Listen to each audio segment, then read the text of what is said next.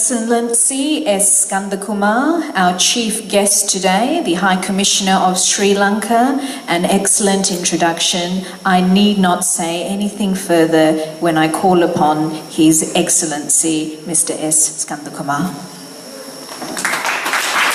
Honourable members of Parliament, Your Worship the Mayor and very distinguished guests at the head table, President and members of the Committee of the Tamil Senior Citizens Association of New South Wales.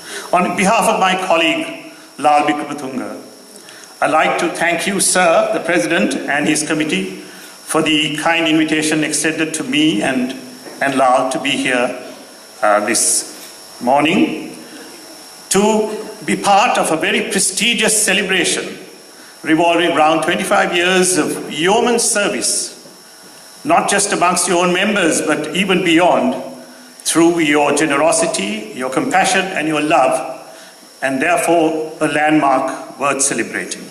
I do not wish to add to the accolades that have already been paid to you. The very presence of these very distinguished officials representing the Parliament of New South Wales and the worship himself is an indication of the esteem in which the association is held.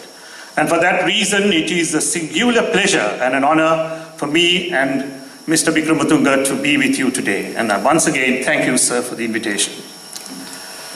Listening to that beautiful rendering of the blessing of the Tamil language, as it were, reminded me of my early days in Colombo 4. I don't know how many of you lived in Colombo. And as a young student, I was passionately fond of Tamil films. And whenever I was able to collect 1 rupee and 10 cents, I would then walk down to the Plaza Theatre, which was very famous for the Indian Tamil films, as it were, and sneak into the second class and watch whatever films I could. And today I was reminded of one particular film that I saw. Its name was Thiruvilayadal.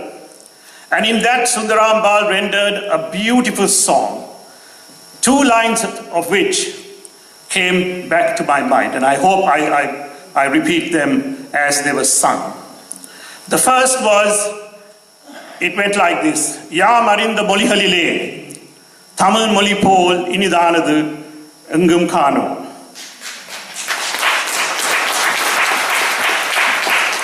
And the second was, Yaam arinda pulavarhalile, Kambanai pol, Valluvar pol, Ilangove pol, Pumidhanil yanganum pirandarillai. And when you look back on those words and see what poet Bharati had in mind when he said that, and it was so beautifully sung by Sundaram Bal, today you have every reason to be proud, as I am, to be who we are. And so once again, thank you for inviting us. Mr. President, you touched on issues that are as close to my heart as it is to the Consul General. Neither of us are career diplomats. We are here with a purpose. It is not the prestige of the position that makes us what we are here today. It is the sense of duty, because we have lived through all that you have experienced throughout your life, some of which were the ones that made you come out seeking greener pastures in a country away from your country of birth. We've seen through the 56 language issue. We were there for the 58 riots. We saw the southern insurrection of the youth in the early 70s. We were there for the second insurrection in the north, again of the youth, as it were. It was unfortunate that governments of that time failed to address the needs of the youth, as it were, because most countries regard the youth as their future generation. We looked at it differently.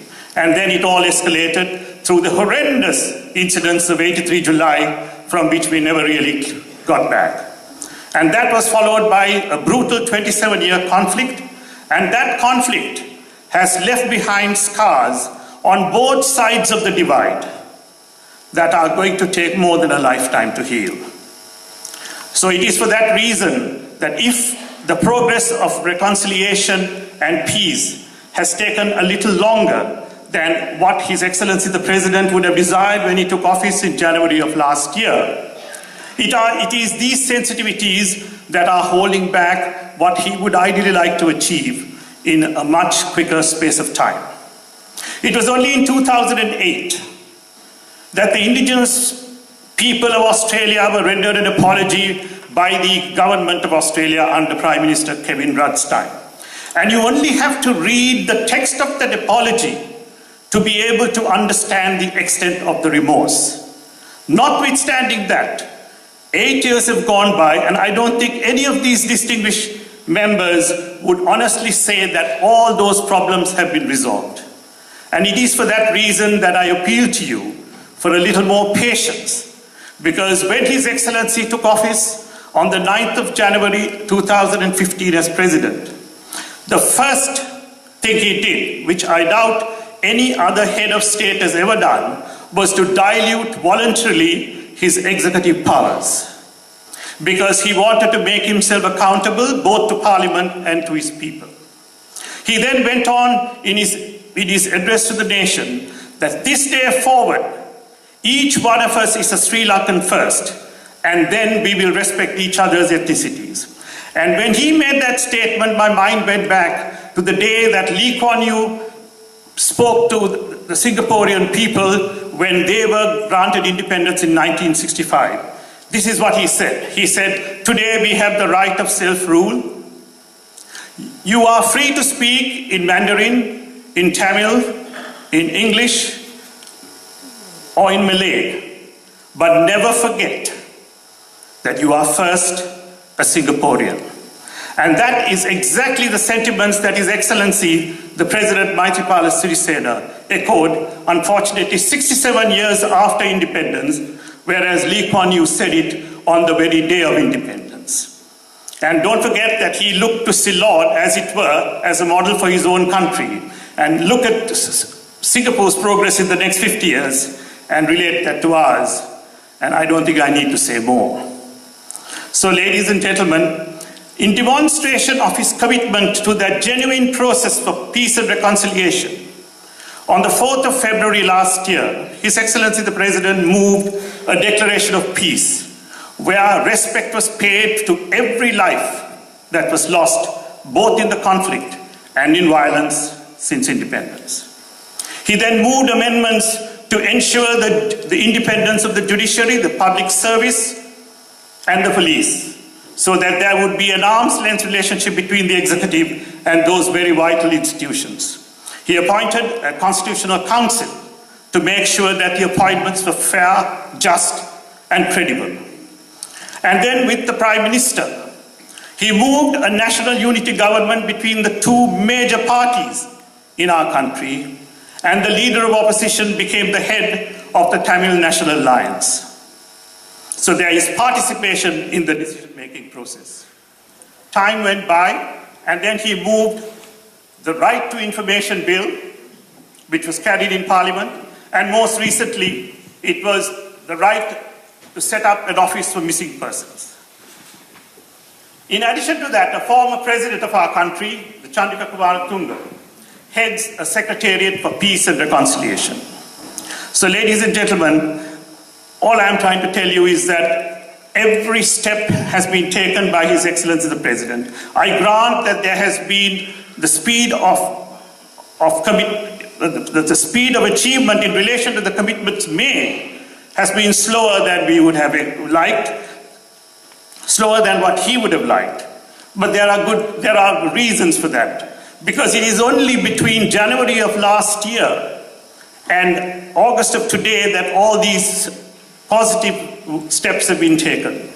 Sometimes we have a tendency to reflect on the time that the conflict ended in 2009 and expect the progress and relate the progress since then. But the genuine commitment to peace and reconciliation was made only in January of last year. And we all know that the path to that reconciliation is not an easy one, because for reasons I've already told you, there are scars on both sides of the divide that are probably never going to heal, some of them, because so brutal have been the experiences and so traumatic has been what has transpired. So we need to be a little more patient, But what you can be assured of is the sincerity of this government to move towards that objective. And for that, I would ask you both for your patience and assistance, because the role that you can play is to spread that word of togetherness, that we are no longer, we are all people with Sri Lankan heritage. Admittedly, you have now come to this beautiful country of Australia. You know what multicultural harmony can do for the well-being of a country. There's no fine example of that than Australia itself. And I know that you still love your country of birth, no matter what your experiences have been.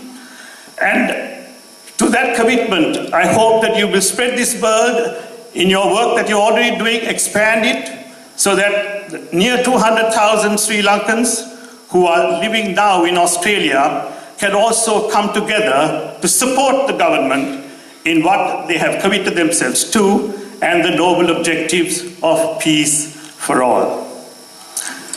We are predominantly a Buddhist country, and we grant that. And it was 2,600 years ago where Lord Buddha preached, and the concluding line in every one of his sermons was the Sanskrit Loka Samasta Sukhino Bhavantu, which actually meant, may all beings be happy. And 2,600 years later, we ask ourselves the question, to what extent have those noble words actually been followed? Education gives us knowledge, but it must not be confined to knowledge alone. It must also give us wisdom. The wisdom to realize that none of us have a choice over how we come into this world. The wisdom to realize that when God calls time on our lives, we will live it only with our conscience. So we come in as equals and we leave it as equals. And why is it that we choose to treat the interim unequally? We all live our lives hoping that we can rest in peace. And I ask myself the question, why in heaven's name don't we use our resources to live in peace? And these are some of the questions I'm not posing to you, because I know that you have been discriminated against, and that's why you came out here. But I ask this question of everyone I meet, that why don't we show more love, more compassion to each other, knowing, to quote Warren Buffett, the American billionaire, birth is an ovarian lottery. And that basically means that some of us are born into circumstances much more fortunate than others. But that on the lottery winners an overwhelming responsibility to share that relative well-being with people less fortunate than themselves. So much so that the only time that any one of us will look down on a fellow human being would be when we give him our hand to raise him up. So, ladies and gentlemen, thank you again for this invitation. And I feel honored to be here, given all that you have achieved over the 25 years. And much as language divided us in 1956, may I ask that we adopt a new language collectively, based on what you have already contributed, the language of compassion. Because that is the language, as Mark Twain once said, that helps the blind to see and the deaf to hear. Thank you, and may God bless you all.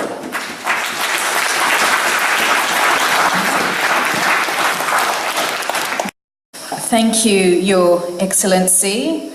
I'm sure you would all agree that we understand now why he has been appointed the High Commissioner for Sri Lanka.